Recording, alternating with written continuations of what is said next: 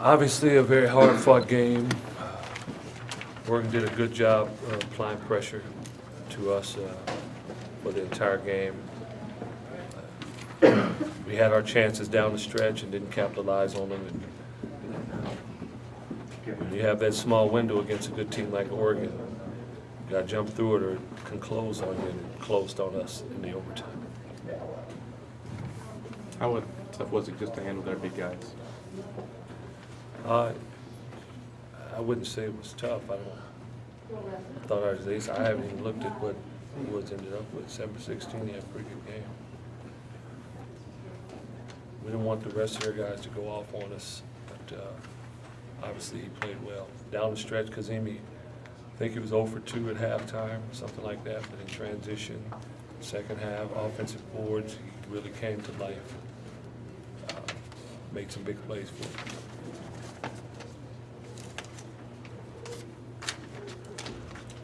After the game, you told you guys what?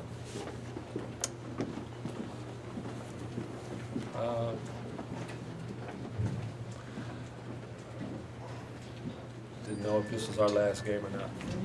Basically, that's what I told him. Do you have a sense that you may get some type of invite somewhere? I can't predict what happens in postseason anymore. 2007, we won 19 games. I thought we were 2 games away from being in the NCAA tournament, and we didn't get an NIT bid that year, so I'm not sure what's going to happen. Obviously, I think we're deserving of it, but I don't know. How concerted was the effort after halftime to get the ball inside? We said that's what we were going to do early. Sean Noraziz had taken a shot, and right off the bat, I thought our guys did a good job of getting it into them, and they did a good job of converting early. Wilcox on the final possession of regulation said you wanted to end up with an ISO for him. What did you see transpire when he drove? So a huge gap, a huge gap. You know, you put something out there, you always want to see how they're going to defend it. You kind of check 1, that's okay, check 2, that's okay.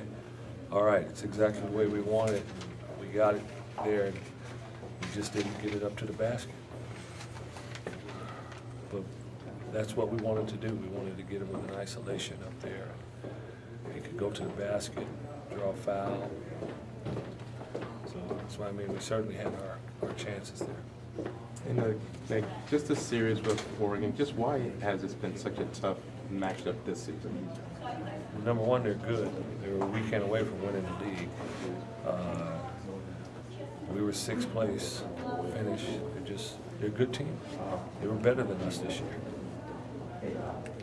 You know, in a way, the game seemed a bit of a microcosm of your season, that you're able to get some things going, get out ahead, and then kind of the old things. Yeah, backtrack to you. Do you agree, I guess?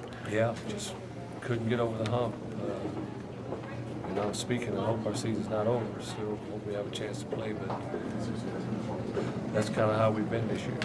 Been right there so many times. Coach, you brought up that you would be receptive to any postseason bid. What would it mean to you to get that postseason bid, and what would it do for your program moving forward? Well, I think, we're invited to the NIT. It gives our seniors, some more games. Last year, we were in the NIT, and I don't know how excited our guys were at first, but after we won a couple, it got pretty exciting for them. Would you be receptive to the CBI? No. Lorenzo, you won your share of close games, but in conference play alone, you lost 10 of them. This was the 10th one by single digits. Is there any common denominator in that, or are all the games different to you? A lot of them were different. There's some that we dug ourselves in a hole, came back, fought, and we couldn't climb over the top because we turned it over too many times. There are other games where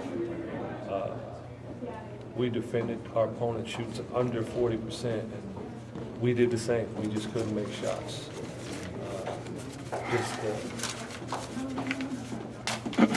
Our inability to take care of the ball and our inability to, at times, make shots, made a difference in a lot of those games because there are a lot of those games where we did a good job of defending, good enough to win on a defensive end, but couldn't get it done on the offensive end. What were they doing tonight that really gave you guys a lot of trouble? They did a good job of pressuring us.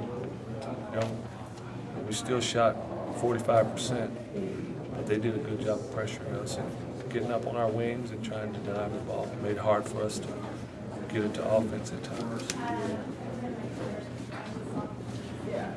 You know, in situations where you had the last shot, was it more difficult with this team to know to get the exact play, run the right way, and get exactly what you want in those situations?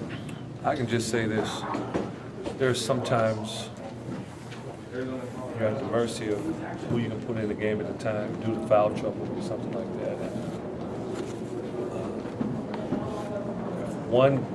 If one person, we say this about defense a lot, but if one person's not on the same page, then it looks like nobody's on the same page. And what the heck are you doing out there? And there have been times when that's happened.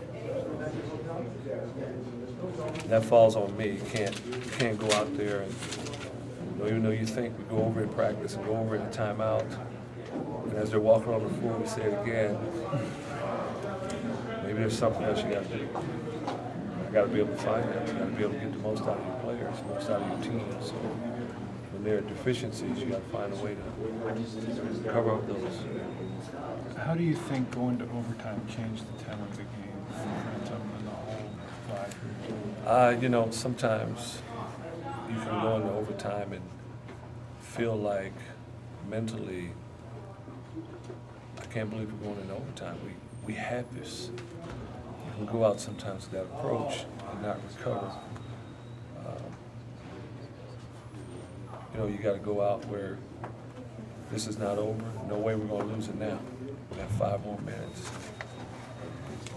Obviously, that's how Oregon played. What do you guys think played the former? Oh, I just think, I just think we were limited in terms of substitutions. We were just limited in certain things. I'll just leave it at that. Guys, I got to move coach somewhere else.